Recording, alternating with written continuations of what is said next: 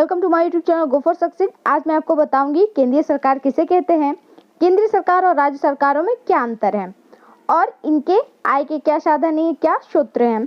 तो चलिए देखते हैं। तो सबसे पहले केंद्रीय सरकार को इंग्लिश में यूनियन गवर्नमेंट कहते हैं। ठीक है, तो भारत में संघीय शासन व्यवस्था प्रचलित है। भारत में संघीय शासन व्यवस्था प्रचलित है, ऐसे बोला जाता है कि भारत में संघीय शासन व्यवस्था है।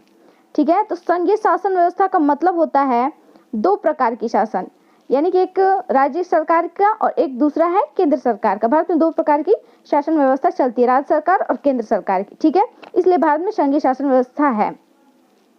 ठीक है, भारत में 29 राज्य हैं और प्रत्येक राज्य में अपनी एक अलग सरकार है, यानी कि 29 राज्यों में अलग अलग राज्य सरकारें होती हैं।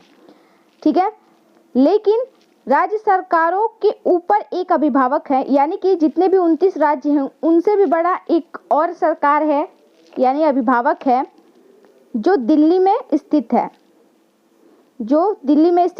दिल्ली हमारे देश की राजधानी है, वहीं पे हमारी केंद्रीय सरकार है।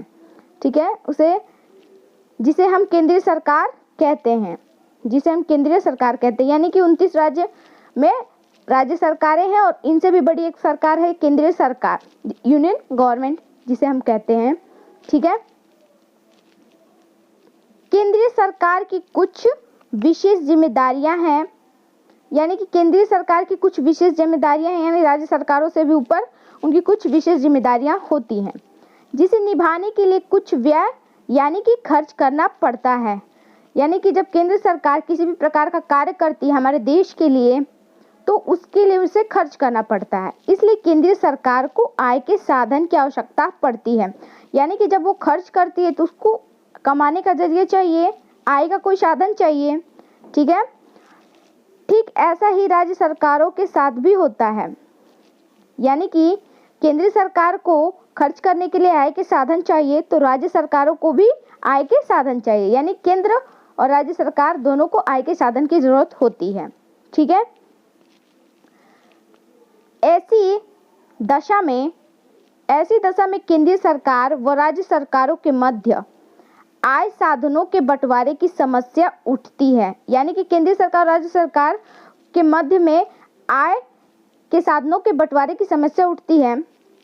स्पष्ट है कि दोनों को अपनी जिम्मेदारी को पूरा करने के लिए पर्याप्त आय के साधन उपलब्ध होने चाहिए, यानी कि दोनों को अपनी जरूरतें पूरी करने के लिए आय के साधन होने चाहिए और हैं भी। कुछ आय के साधन केंद्र के लिए और कुछ आय के साधन राज्यों के लिए सुरक्षित रखे गए हैं, यानी कि राज्य सरकारें हैं और केंद्र सरकारें हैं, तो केंद्र सरकार के लिए आय के कुछ साधन अलग हैं और राज्य सरकारों के लिए आय के साधन कुछ अलग है। यानी कि इनमें से कुछ आय के साधन ऐसे होते हैं जिनसे प्राप्त आय में केंद्र राज्यों को हिस्सा देता है, यानी इनमें कुछ आय के साधन ऐसे होते हैं जिनमें प्राप्त आय में से केंद्र राज्यों को हिस्सा देता है। यानी कि केंद्र सरकार मान लीजिए कुछ कार्य करता है, रिजर्व बैंक है, मान लीजिए बैंकिंग का कार्य है, तो रिजर्व बैंक की जितनी भी आय होती है वो केंद्र सरकार के खाते में जाती है, तो उसमें से केंद्र सरकार राज्यों को भी कुछ हिस्सा देता है। ठीक है, तो केंद्र सरकार की कुछ आय होती है जिसमें राज्यों का हिस्सा होता है, उसी प्रकार राज्य सरकारों को कुछ आय होती है जिसको केंद्र सरकार में हिस्सा देना पड़ता है, केंद्र सरकार को भी हिस्सा देना पड़ता है। इस प्रकार राज्य सरकारें और केंद्र सरकारें अपने आय के साधनों को बांट के रखती हैं और अलग अलग रखती हैं।